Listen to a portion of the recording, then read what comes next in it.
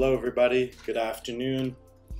My name is James. I'm here on behalf of my company Revolving Productions, and today I wanted to check in with you guys to give you guys a tutorial on how to wave warp a background and basically isolate a subject and create kind of a cool wave warp trippy sort of visual effect. There's been a couple music videos that I've seen pop up kind of recently in the last year. Wiz Khalifa, Mac Miller, Machine Gun Kelly, that basically applies a cool kind of trippy wave warp effect to the background and isolates your subject. So for all my fellow videographers, filmmakers, people who shoot a video, commercial, whatever it is, music videos of any kind, this is for you guys and basically how to apply this effect. As of right now, I'm in the video editing program Adobe Premiere. If you're not familiar with it, Adobe has this whole suite of all these different apps that you can use. I pretty much always use Adobe Premiere to edit my videos. Sometimes I use Final Cut for a few different things, but the majority of the time it's Adobe Premiere, so that'll be the application that we'll be working in today. So, in order to apply this effect, what you'll first want to start by doing is selecting the clip. So if, for instance, you're editing a music video, you might already have your whole performance timeline and cuts and everything that you have.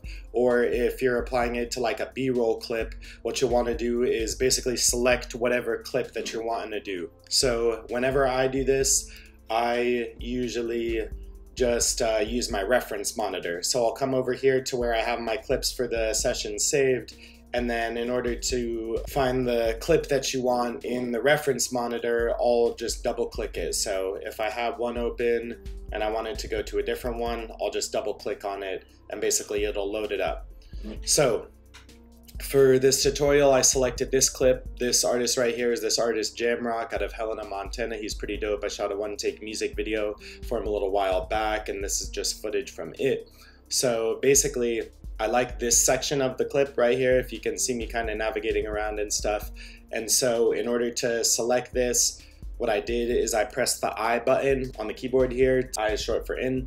So that's where I'll start it, and then you can kind of go through, and then so basically, and then once you get to the end of the clip, you can hit the out button. So I'll go ahead and start by taking this and dragging this over here to this part on my timeline, and now we have this section selected that we're going to be applying the wave warp to. So one other thing to kind of take into consideration, that if your video footage is basically filling up the frame, when you apply this effect, it can alter it so that there's a little bit of like leeway around the edges and stuff, and basically it doesn't have anything behind it. So in order to avoid this, what I do is I size it up a little bit. This performance take right here was taken in 4K resolution, so I'm just going to scale it up just a tiny bit over here to 110 to basically make it a little bigger, as you might as well just saw. If I undo it, it goes back to 100. And redo it, it goes to 110. So basically we'll go ahead and start with that. So then the next thing that I'm gonna do is duplicate the clip. Hold down Option on the keyboard, click the clip, drag it up, and then drop it. So now what I've done is created two of them. The next thing I'll do is I'll save it. I always save all the time whenever I'm going through this, just to knock on wood in case something does go wrong. Basically, what I'll do is I'll start by masking. So in order to achieve this effect, basically, you kind of got to go through the whole clip and mask it frame by frame in order to isolate the subject from the background. So the way that I'll do this is I'll start by going over here to 50 to kind of give myself a little bit of leeway, since I'll be going outside of the frame a little bit.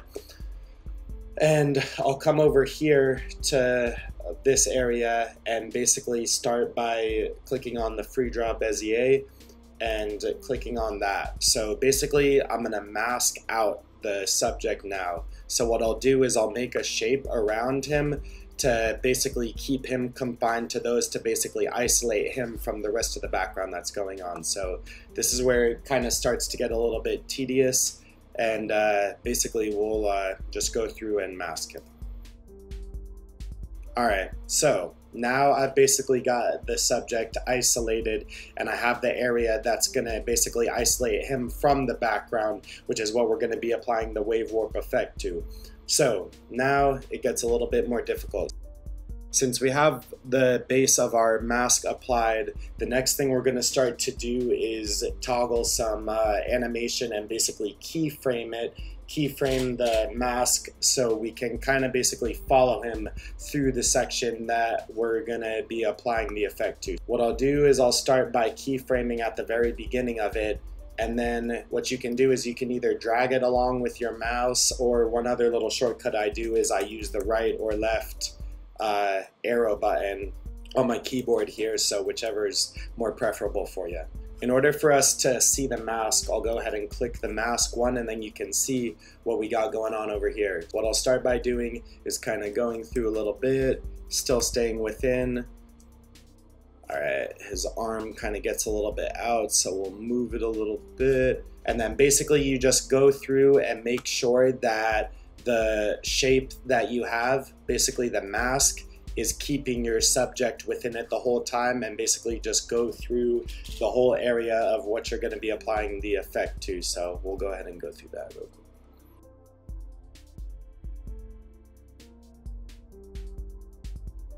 Now that I've basically got it masked out, this is kind of a cool part where you can kind of go back and review over your work, where if you apply the mask, you can sort of kind of toggle through and look at the work that you've done over here, and see that the mask sort of follows him throughout his motion as we're going through this clip from the scene.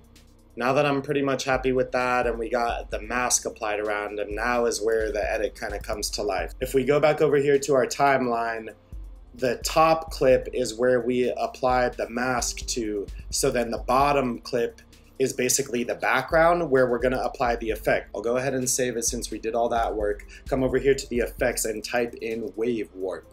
So now we'll take wave warp, drag and drop it, give it a second to load, go ahead and fit it back up, and boom. You can see the background now. So we haven't rendered it. You can see now that our subject is isolated, and then the background has this trippy wave warp effect. One other really dope thing about what we got going on here, guys, is that we can basically apply whatever effect we want to the background now. So if, say for instance, you wanted to invert the colors, you can go over here and type in invert, take that and bring that over here to it. It leaves a line, but you kind of want to go through and decide what looks good for your video and kind of play with it and stuff like that. But you can basically go through, and if there's something else that you like this is kind of a trippy neon green color, I'm not going to leave the inversion, I'm just doing this all reference for the tutorial. But one other thing you can do is like play with the wave warp, where if you want to make it a little bit wider, you can do that, wave width, wave height, and then you just kind of pick whatever effect that you kind of like to go along with your video edit. And let's see, we'll go ahead and let it render real quick and see how it looks. So now you can see, boom, there you have it. You got the wave warp background going on, and then you have your artist isolation.